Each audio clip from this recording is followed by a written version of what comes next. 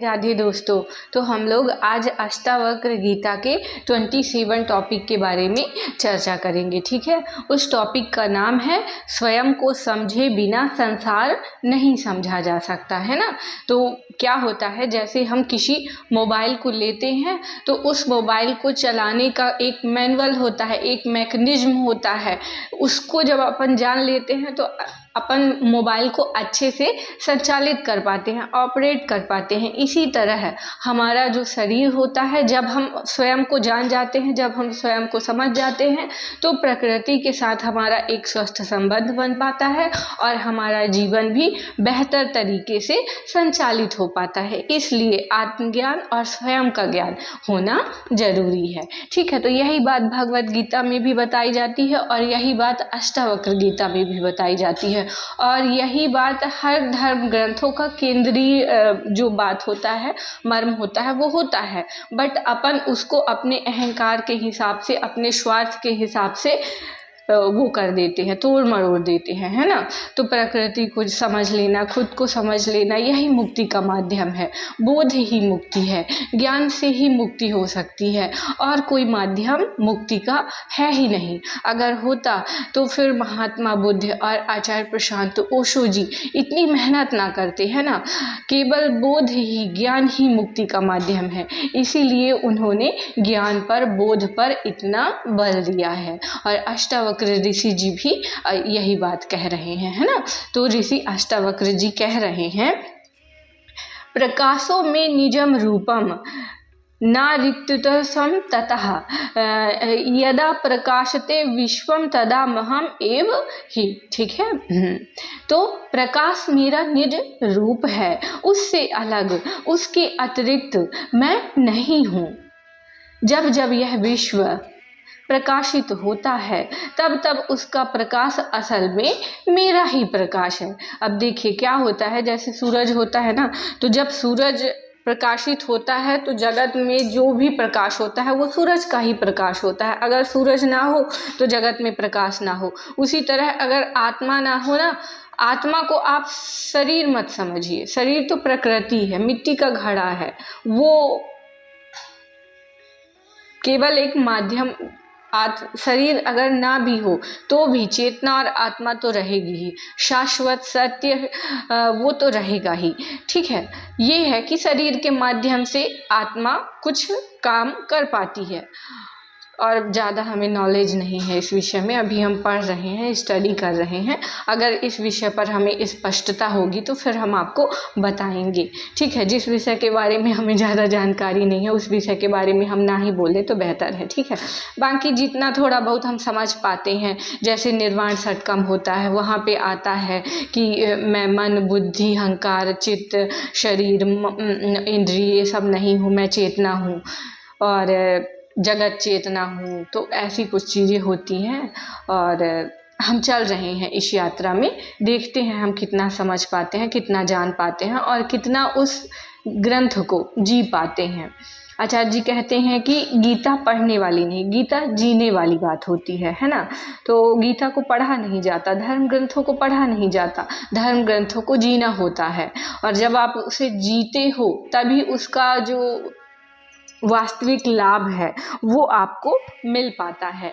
वरना धर्म ग्रंथों को केवल बाँच लेने और पढ़ लेने से बात नहीं बनती है। आप रामायण पढ़ें, रामायण में जो सीता का, राम का चरित्र है उसे देखें, उसका अनुकरण करें, फिर उसके अनुसार अपना जीवन जिए, तो वो बेहतर सदुपयोग होता है धर्म ग्रंथ का, है ना।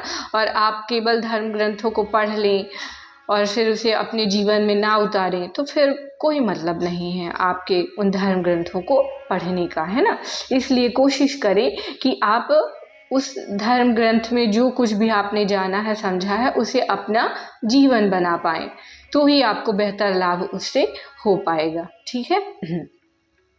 तो ऋषि अष्टावक्र जी कहते हैं, प्रकाश मेरा निज रूप है, उससे अलग, उसके अतिरिक्त मैं नहीं हूँ। जब जब यह विश्व प्रकाशित होता है तब तब उसका प्रकाश असल में मेरा ही प्रकाश है। आचार्य प्रशांत जी कहते हैं, अष्टावक्र गीता है, दूसरा अध्याय है, 8वां श्लोक है। ठीक है। प्रकाश मेरा निज रूप है, उससे अलग, उसके अतिरिक्त मैं नहीं हूँ। और जब जब यह विश्व प्रकाशित होता है तब तब उसका प्रकाश असल में मेरा ही प्रकाश होता है।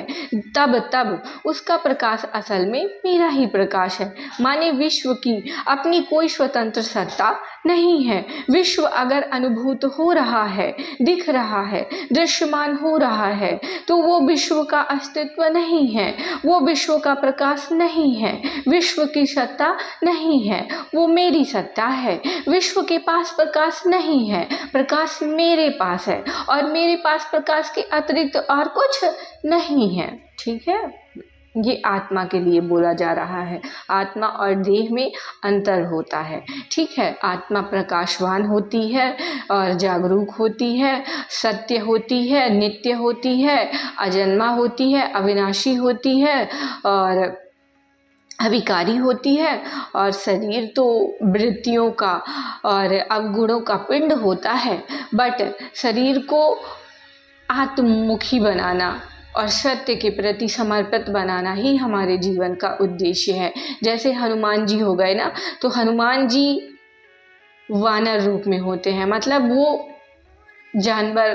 ठीक है। तो हम सब भी जानवर ही हैं, हम सब वानर ही हैं, पर अपने शरीर को, अपने मन को उस परम सत्य में समर्पित कर देना, लगा देना, या यूं कहिए कि उससे प्रेम कर लेना ही सच्चा धर्म है, मुक्ति है। बाकी आपका भटकाव है और कुछ नहीं। ठीक है। अगर आपने सत्य से प्रेम कर लिया, सत्य को, अपने आप को समर्पित कर दिया, तो फिर आपका जीवन सफल हो गया और आपकी जो मुक्ति है वो ठीक निश्चित हो गई। परमात्मा सद्गति उसी को देते हैं जो परमात्मा की शरणागत में होता है। और जिसे अपनी अंतर आत्मा की आवाज़ को सुनना नहीं है, मानना नहीं है, तो फिर उसका क्या किया जा सकता है ना। तो इसलिए कोशिश करिए कि आप आत्ममुखी बने, सत्यमुखी बने, सत्य के प्रेमी बने और सत्य को समर्पित रहें। फिर जीवन में जो कुछ भी हो उसके प्रति निश्चिंत रहें, क्योंकि सत्य से ज़्यादा शक्तिशाली और सत्य से ज़्यादा पवित्र कोई वस्तु नहीं है। ठीक है।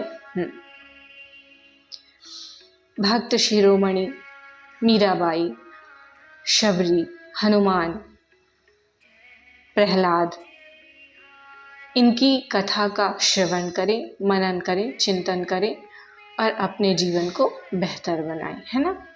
ठीक है। दो बातें हैं, विश्व के पास प्रकाश नहीं है और मेरे पास प्रकाश के अतिरिक्त कुछ नहीं है। प्रकाश माने चेतना, चेतना की छाया को, चेतना के प्रक्षेप को चेतना नहीं कहते, चेतना की सामग्री को भी चेतना नहीं कहते। चेतना ने जो बहुत बड़ा प्रपंच खड़ा कर दिया है उसको भी चेतना नहीं कहते, वो जड़ है। तो जड़ और चेतना में आप अंतर करना चाहते हो तो ऐसे ही कर लीजिए कि जो प्रकाश का स्रोत है उसको चेतना कहते हैं, और उस प्रकाश में जो कुछ भी अनुभव होता है, दिखाई देता है, वह जड़ है। प्रकाश के स्रोत को कहेंगे चेतना, और प्रकाश में जो कुछ भी दिखाई देता है, अब यहाँ प्रकाश है, मैं यहाँ पर बैठा हुआ हूँ, बाहर बहुत सारी चीजें दिख रही हैं, धूप है, सीढ़ी दिख रही है, पेड़ दिख रहे हैं, खंभे हैं और छत है, यह सब प्रकाश में दिखने वाली चीजें हैं। तो प्रकाश में जो कुछ भी दिख रहा है वो जड़ है, और प्रकाश के स्रोत को कहते हैं चेतना। यह जड़ और चेतना की परिभाषा हो गई। अब इसमें और कोई आगे जाना चाहे तो वह यह भी कहेगा कि जो कुछ भी आपको दिखाई दे रहा है वह है चेतना से ही, तो वास्तव में वह चेतना से अभिन्न है। वो बात भी ठीक है, कोई गलत बात नहीं हो गई। तो ले दे करके सब चेतना का ही विस्तार है। चेतना के विस्तार को जड़ता कहते हैं, और चेतना के ही स्रोत को चैतन्य कहा जाना चाहिए, ऐसे कह सकते हैं आप। तो जगत के पास अपना कोई प्रकाश नहीं है। चेतना ना हो तो जगत है ही नहीं, चेतना ना हो तो जगत है ही नहीं। धूप अंधेरा है, धूप घुप अंधेरा है। घुप अंधेरा भी कहना कोई सटीक नहीं होगा, क्योंकि अंधेरा भी अपने आप में एक विषय होता है जिसकी आप अनुभूति करते हैं। तो चेतना ना हो तो कुछ नहीं है। माने क्या? माने जो कुछ भी है वो चैतन्य इकाई के लिए है। देखिए, यह बड़ा मुश्किल है समझना, बड़ा मुश्किल है। पैदा होते ही हमें यह लगने लगता है कि दुनिया तो है। आपके सामने कुछ किताबें रखी हुई हैं, सामने एक मेज रखी हुई है, और जो हमारा प्राकृतिक अनुभव होता है वो यही होता है कि मेज है, किताबें हैं। किसी भी तरीके से हम अपने आप को आश्वस्त नहीं कर सकते। इस अनुभव को झूठा बोलने के लिए बहुत मुश्किल है। मेज है ना, दिख रही है, किताबें हैं मेज पर रखी हुई हैं, कैसे बोल दे नहीं है? तो आपको छूट है पूरी। आपको ऐसा प्राकृतिक अनुभव हो रहा है और बड़ी दृढ़ता से हो रहा है, बड़ी स्पष्टता से हो रहा है। आप उसको सत्य मान लीजिए, लेकिन उसको सत्य मानने में नुकसान है। बात सिद्धांत की नहीं है कि कौन से सिद्धांत का पालन करें, बात नुकसान की है। आप दुनिया को जितना सच मानते हो, आप अपने जीवन को उतना दुख से भर देते हो। बस यह छोटी सी समस्या है।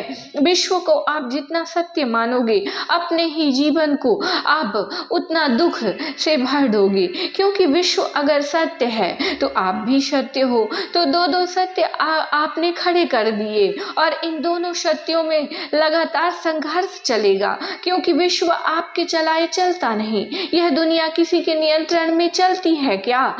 तो आप देखोगे तो आप का रोज का अनुभव रहेगा कि विश्व अपनी चाल चल रहा है, आप अपनी चाल चल रहे हो, और आपके पास विश्व को लेकर के कामनाएं हैं, और विश्व आपकी कामनाएं पूरी करता नहीं। करता भी है तो बड़े संघर्ष, बड़े जोर जुगाड़ से आपको कुछ विश्व से हासिल होता है, और जो हासिल होता भी है उसका कोई भरोसा नहीं होता कि टिकेगा कब तक।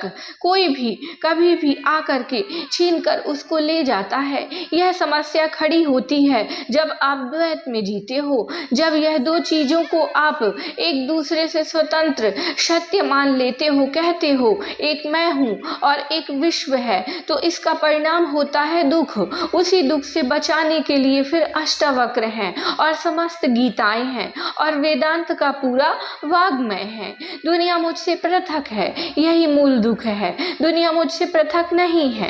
मुझे जो दिख रहा है वो मैं हूँ।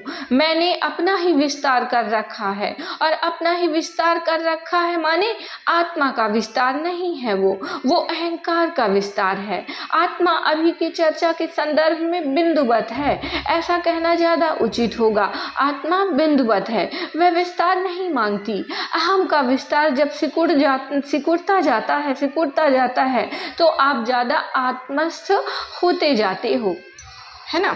कहने का तात्पर्य ये कि जैसे सूरज होता है ना, तो उसका प्रकाश सब जगह फैलता रहता है, ठीक है, पर जब वो एक लेंस में केंद्रित होता है और फिर उससे जो उसका प्रकाश निकलता है तो वो एक दिव्य रोशनी जैसा होता है। तो जो अहंकार का विस्तार है उसका केंद्रित हो जाना, शांत हो जाना ही आत्मस्थ हो जाना है ना। हाँ, ध्यान बहुत आवश्यक है, मेडिटेशन बहुत आवश्यक है, और मेडिटेशन का दूसरा रूप प्रार्थना, पूजा पाठ और नमाज, प्रेयर, ये सारी चीज़ें हैं, ठीक है। आप किसी भी रूप में ईश्वर से जुड़े रहिए, बस जुड़े रहिए। जब आप परमात्मा से जुड़ेंगे, उस सुप्रीम पावर से जुड़ेंगे, तो आपको एक पॉजिटिव एनर्जी मिलेगी। वो पॉजिटिव एनर्जी आपके पर्यावरण में, आपके जीवन में एक सकारात्मक ऊर्जा लाएगी, सकारात्मक काम लाएगी और सकारात्मक शांति और बदलाव लाएगी, ठीक है। बट आप अगर परमात्मा से, सुप्रीम पावर से, जितना आपके पास समय हो, अगर आप पूरा दिन और पूरे समय आप ध्यान अवस्था में रह सकते हैं, सुप्रीम पावर से खुद को कनेक्ट कर सकते हैं, तो अच्छी बात है।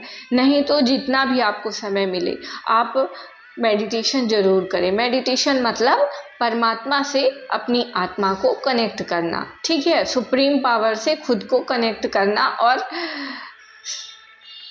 खुद आत्मस्थ होना, खुद का दर्शन, आत्मदर्शन, स्वयं का दर्शन, है ना। खुद आप भी ईश्वर हो, आप ही परमात्मा हो। दो आत्माएं नहीं होती हैं कि एक आत्मा है एक परमात्मा है, एक ही आत्मा होती है, उसी को ईश्वर बोलते हैं, उसी को परमात्मा बोलते हैं।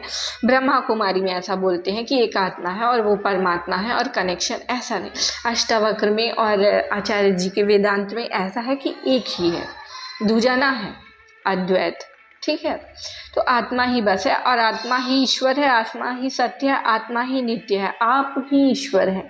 आप जब ध्यान अवस्था में बैठेंगे, खुद का अवलोकन करेंगे तो पाएंगे धीरे धीरे आप शक्तिशाली हो रहे हैं। आपके अंदर से पॉजिटिव सकारात्मक ऊर्जा और सकारात्मक चेतना का विस्तार हो रहा है और आपकी वाणी से लोगों का भला हो रहा है, लोगों को सुख मिल रहा है। तो फिर ये होता है, ठीक है। तो खुद को जानना, खुद को समझना, खुद को देखना, अहम को, आत्मा को अवलोकन।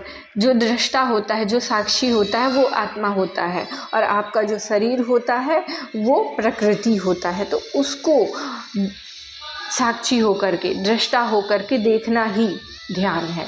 खुद को खुद से देखना, मतलब आत्मा साक्षी हो गई, दृष्टा हो गई, और शरीर क्या हो गया, दृश्य हो गया। तो खुद को देखना है, खुद का अवलोकन करना है कि ये कहाँ पे मिस्टेक कर रहा है, कहाँ पे गलतियाँ कर रहा है, और उसको पकड़ के लाओ और परमात्मा के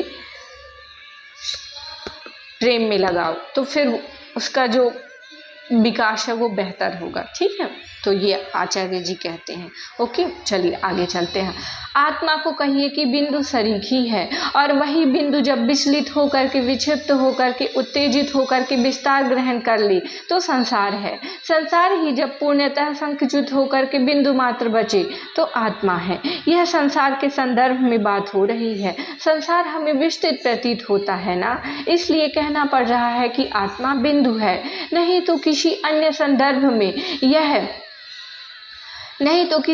संदर्भ में हम यह भी कह देते हैं कि आत्मा अनंत है, असीम है, उसकी कहीं पर कोई सीमा, कोई अंत नहीं है। आज के लिए बस इतना ही, आगे की चर्चा हम नेक्स्ट डे करेंगे। ओके।